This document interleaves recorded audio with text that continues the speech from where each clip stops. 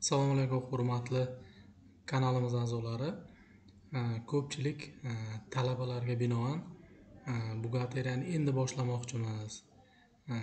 Ayrim videoroliklarni tayyorlab bersangiz degan iltimoslar bo'ldi. Shu jumladan Xalq bankiga reyestrlarni qanday onlayn yuboramiz degan savol bilan murojaat qilishgan. Buni hozir mana ko'rib chiqamiz. Buning uchun nps.xb.uz saytiga kiriladi va elektron raqamli imzodan foydalaniladi.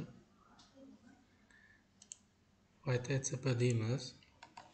Bizga kerakli korxonani tanlab olamiz.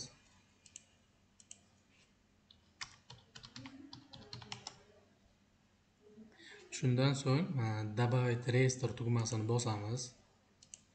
Bu yerda mana ko'chirilgan pul mablag'larimiz turibdi. Demak, biz may oyi uchun reyestr yubormoqchimiz. Reyestr raqamini o'zingiz qo'yasiz. Men ko'pincha oylarni ajratib olishim uchun 5-oy drop 2025-yil qo'ydim. Bu yerdan tanlaymiz. 2025-yil 5-oy uchun yuboryapmiz. Ish xodimlar soni 2 ta. Va saqlanib tugmasi bosiladi. Shundan so'ng mana bu yerda добавить сотрудника tugmasi bosiladi.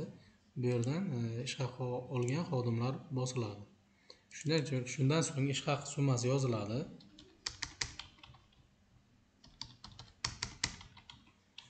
Va сохранить tugmasi bosiladi.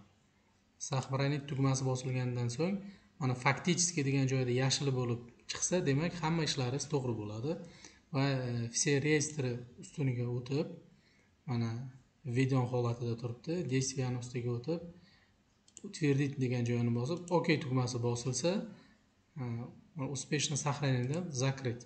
Demak, biz mana may oyi uchun reyestrlarni Xalq bankiga yubordik. Bu narsani har oyda yuborishimiz lozim. E'tiborlaringiz uchun rahmat. Bitta like va bitta kommentariy sizlardan. Keyingi videolarda yana qanaqa yo'nalishlarda video tayyorlash haqida o'z fikringizni izohlarda qoldiring. E'tiboringiz uchun rahmat.